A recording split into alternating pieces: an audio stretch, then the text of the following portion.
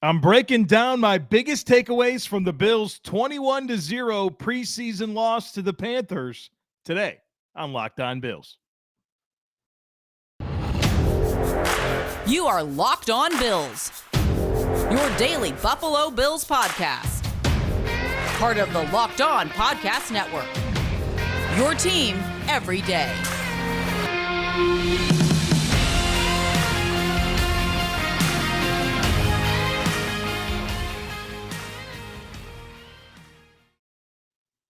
What's up, Bills Mafia? It's Joe Marino from the Draft Network, and I'm your host of Locked On Bills. Thank you for joining me today and making Locked On Bills your first listen every day. And as a reminder to you, we are free and available on all platforms, including YouTube. Well, folks, the preseason is over. The Bills finished with a 21-0 loss to the Carolina Panthers on Friday night. I think the big silver lining with all of the offseason that's happened to this point, training camp, obviously, the preseason, is that it's now over, and the Bills did not sustain any significant injuries. Bumps and bruises for sure, but this team is in good health entering Week 1 against the Los Angeles Rams. Now, obviously, we're awaiting some final details on Trey White and what his status is going to be. But obviously his situation didn't get worse. And so I really come away from this preseason quite satisfied with the health of this football team. Now, we're going to talk all about the Bills game against the Panthers, a 21-0 loss. I'll talk about the offense and my biggest takeaways, the defense, my biggest takeaways. But we have to start with the Matt Araiza news. And as I'm sure you're aware by now, that Bills punter Matt Araiza was accused of rape in a civil lawsuit. Very deeply disturbing allegation. The alleged details are horrific. And it's been a really challenging stretch since the news came out on Thursday afternoon. It has been for me. It's been hard to process this. It's been hard to think about these details and Matt Araiza's status on the team and how the team was going to respond. You guys know that I went to the game Friday night in Charlotte, and my brother came over to my house, and we rode together to the game. But, when he walked into the house, he walks in, we start talking Bills football. But when he walked in, there was just awkward silence for like several minutes before we finally started to talk about everything that has come out. It's been really challenging to process all of this. And obviously everyone's waiting what the team would say and do regarding Matt Araiza and his status on the team. And as you know, he didn't play on Friday night against Carolina Panthers. And Sean McDermott faced questions after the game regarding the situation. I think some of the notable comments that he made during the press conference were, quote, "It's not easy to hear about some of the things that I've heard about over the last several hours. This is a game, but there are other things that are more important." And he said that's the goal. Find the truth and do the right thing. You could tell watching McDermott navigate through the questions that were asked of him that he was gutted. You can gain an appreciation for the human side, right? He looked like a human being up there dealing with a challenging situation where you could tell that he was really troubled with everything. And I think we all want to know what the Bills knew and when they found it out and what they knew, right? But I can certainly respect the approach of finding the truth and doing the right thing. And so now we wait for that to happen. Again, everything is deeply disturbing. Awful news, horrific details. And while the Bills got through this game and Matt Araiza didn't play and McDermott got through the press conference, like Sean McDermott said in the press conference, there's more work to be done here. And so I think we can all be in a position where we want the right thing to happen, right? And Brandon Beane and Sean McDermott and the Bills leadership have a lot to figure out and ultimately do the right thing. And hopefully there's a quick resolution here. And obviously, yeah, I mean, how do you not just sit around and think about the victim and everything that they went through and those details and how, I mean, just it feels like just didn't get the support that she needed right away from the police department. It's all troubling. It's all extremely troubling. And I don't know, that's where my mind goes. My mind goes to the victim and what she's been through. And it's hard to process. It's really hard to process. And I think we're all just waiting to find out that the Bills are going to do the right thing here. And it's been a tough stretch. It's been a tough stretch for me. I'm sure it has been for you. You kind of have a lot of questions in your mind and you want to see a resolution. It's tough. If you're living paycheck to paycheck or struggling to make ends meet, it can be really stressful when unexpected expenses come up. Now, Dave can help you get out of a pinch when you really need it. Dave is the banking app that can help you get up to $500 instantly with extra cash. That's more money to fill your tank, buy a wedding gift, or catch up on bills.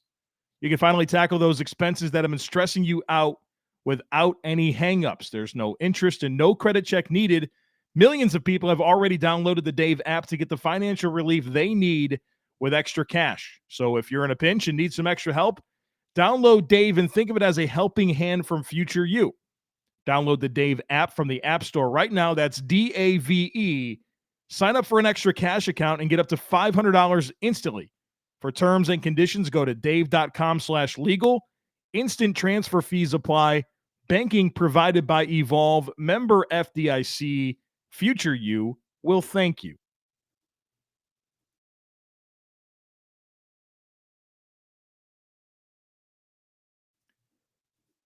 Let's talk about this Bills game. 21-0 loss to the Carolina Panthers. Let's focus for now on the offensive side of the football. And let's face it, it was an ugly game throughout for the Bills offense. And not just when the Bills' third and fourth team, with maybe a couple of second stringers, went up against the Panther starters. I mean, it was bad when it was 3s and 4s versus 3s and 4s. The Bills didn't score any points. They had 12 first downs, 2 of 12 on third down, 191 total yards. Came away with no points in 2 trips to the red zone.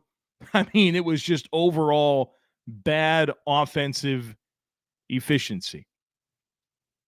Not a whole lot of great stuff to talk about when it comes to this Bills offense, but I do have some takeaways. And I have something to say about every position. I do want to start with quarterbacks. There was just no rhythm, right? There was no rhythm. There was no comfort from either Case Keenum or Matt Barkley. I thought the protection was poor. I thought there wasn't a whole lot of available options. Obviously, I was at the game, so my eyes were looking at the routes and at the options down the field. It didn't feel like there was a whole lot of space to go to with the football. It didn't feel like the quarterbacks were confident throwing it down the field. A lot of checkdowns, a lot of really just tried and get some screens going that just looked bad. I mean, it just wasn't a lot of comfort or rhythm. And I think the statistical measurements of the Bills offense that I just outlined for you, there's a story behind them. And I think that it's pretty clear that there wasn't any rhythm or comfort. When looking at the running backs, I appreciated how all 3 of the backs that touched the football, Raheem Blackshear, Duke Johnson, and James Cook, I thought they all ran tough. They all had some good individual moments, some broken tackles, some competitive runs. Obviously not an overwhelming amount of production for any one of them, but I thought they all had good moments. I thought they all had some lackluster moments in pass protection. I thought James Cook and Raheem Blackshear got worked a couple of different times in pass pro, which was, look, neither one of them necessarily have the type of skill set that projects overly well to being able to absorb power, right? And be able to anchor and fit their hands against, linebackers and defensive linemen that get through. But there was some pretty ugly reps for those guys.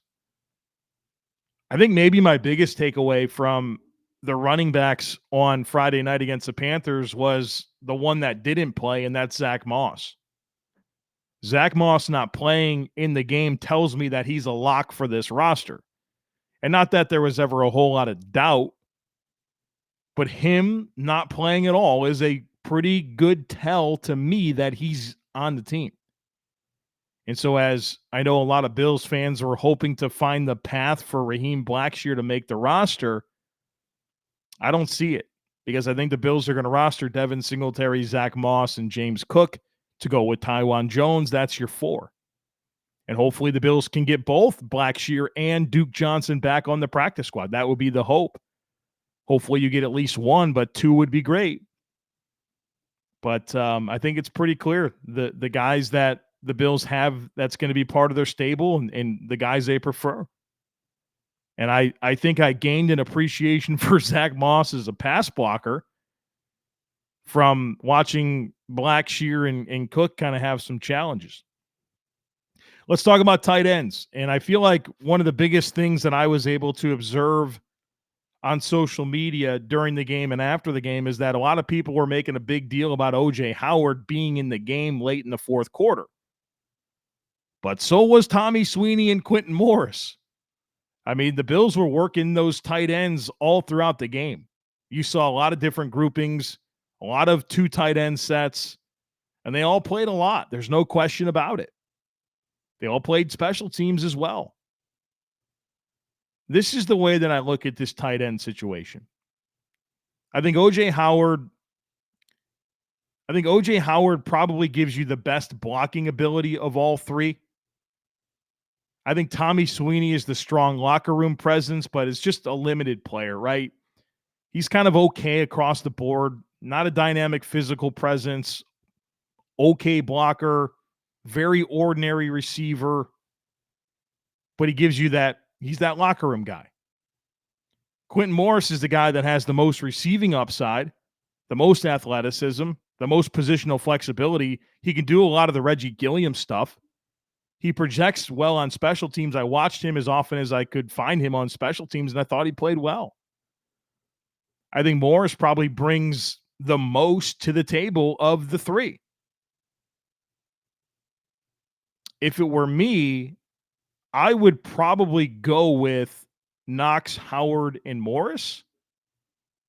And Sweeney would be cut, and I'd hope to get him back on the practice squad. But predictably, I honestly have no clue how this is all going to play out. I would guess that 3 of the 4 make the team. Which 3? Outside of Dawson Knox, I could be convinced of a lot of different combinations.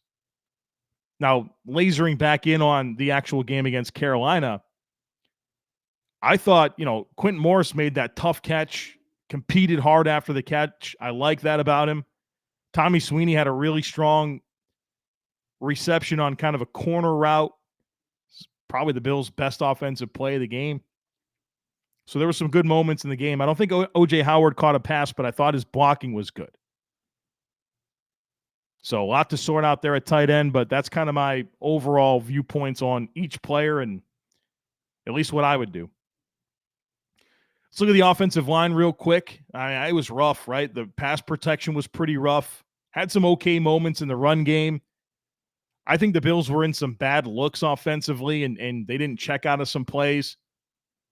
There was instances where the numbers it just wasn't going to happen, right? You didn't have the numbers to execute the play, to block to certain sides. I remember a couple times I looked at my brother and I said, look, if Josh was in the game, there's no way they ran that play. There's no way they don't check out of it. And the Bills fell into some bad looks and were kind of overloaded on some sides and still ran the ball into certain looks that they shouldn't have. It was kind of tough. It was tough to watch offensively. Bobby Hart certainly didn't play well. He had some low light moments, both at tackle and guard. So, look, I know that I have some belief that he's probably going to make the team, but, you wish that he had a stronger performance in this game to make you feel better about the way Sean McDermott recently spoke about him. I found it extremely interesting that from what I was able to track, that Greg Van Roten did not play at all in this game. And that's tough for me to tell what it means. Do the Bills know what they have in Greg Van Roten, and so they didn't need to put him out there and they want to get other guys opportunities? Or is Greg Van Roten just a guy that's going to make this team? Just kind of like what I talked about with Zach Moss. Bobby Hart played, it felt like, the whole game. And I've been telling you all week that I think there's one offensive line spot left for either Bobby Hart or Greg Van Roten. And Greg Van Roten didn't play at all. And Bobby Hart, I think, played every snap at different spots, though. So I think that's a really interesting dynamic coming out of this game, that Greg Van Roten, to my knowledge, didn't play at all. Spencer Brown, he did play in this game, the first few series at right tackle. And David Quessenberry didn't play. I think that's a pretty clear tell that Spencer Brown's a backup right now. And David Quessenberry is a starter. And you wonder how much of that is due to Spencer Brown being up behind and really not getting a ton of work in this offseason as you work back from the back injury. And obviously, we're talking about a tall guy here and back injury. You don't love that combination, but obviously there's a level of trust that he needs to have to absorb power. And so maybe he's just not there. Maybe the Bills think David Quessenberry is a better player right now. Nonetheless, I feel like all the evidence points to the Bills starting David Quessenberry at right tackle against the Rams. Let's look at the wide receivers real quick. I continue to be impressed with Isaiah Hodgins. I mean, not that there was a whole lot of production in the passing game at all for the Bills, but he did have 4 catches for 19 yards, and, man, he made some tough catches, really tough catches, strong, confident hands. And, I mean, that's always been the case with Isaiah. You watched him at Oregon State, you knew he caught everything. And so I think the growth has been pretty obvious for us to see. The Bills have a really interesting decision to make with him.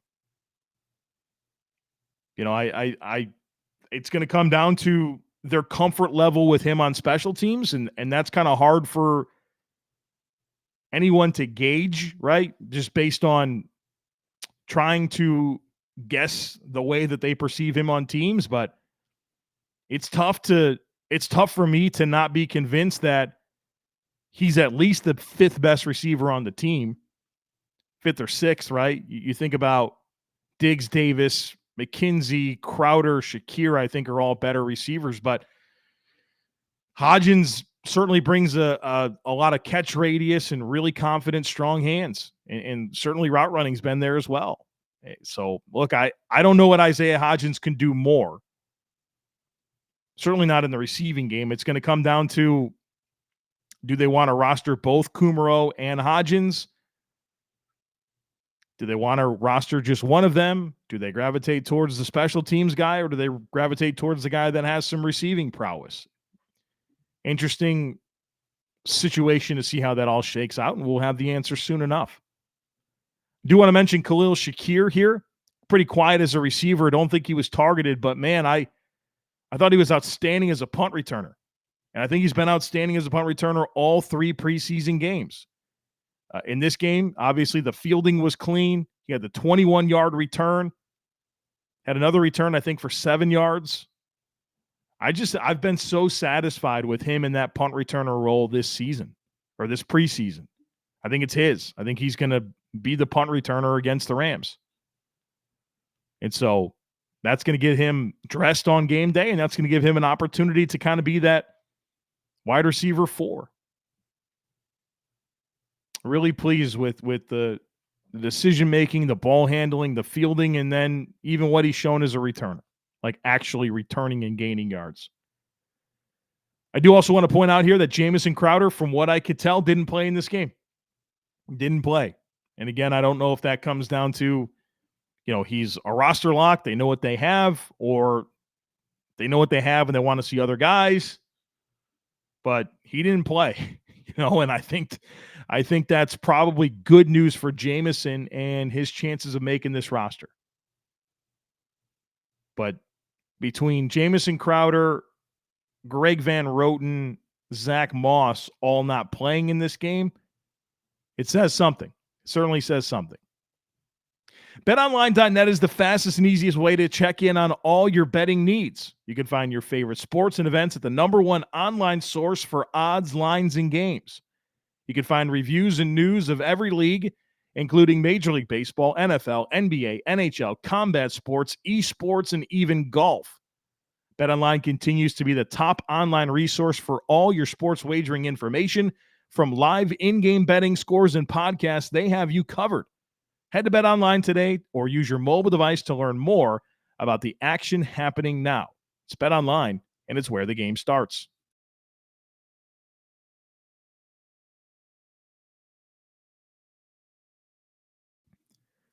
All right, let's talk a little bit about the defense. I thought it was a strong effort for the most part. I thought they were competitive. They had some short fields that they had to deal with. They had some good moments in sudden change. Limited the Panthers to actually under 4 yards per play, 238 total yards.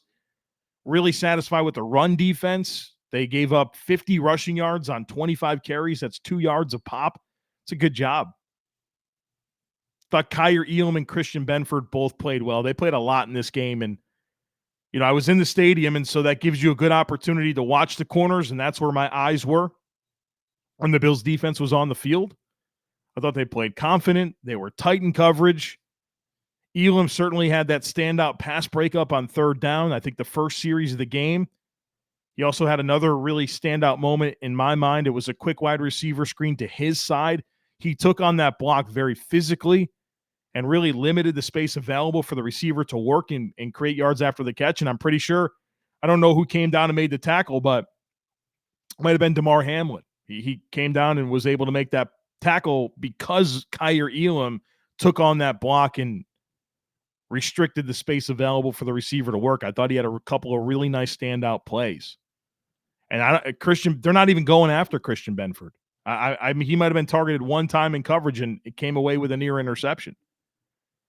So those guys, I thought preseason games were really, really good.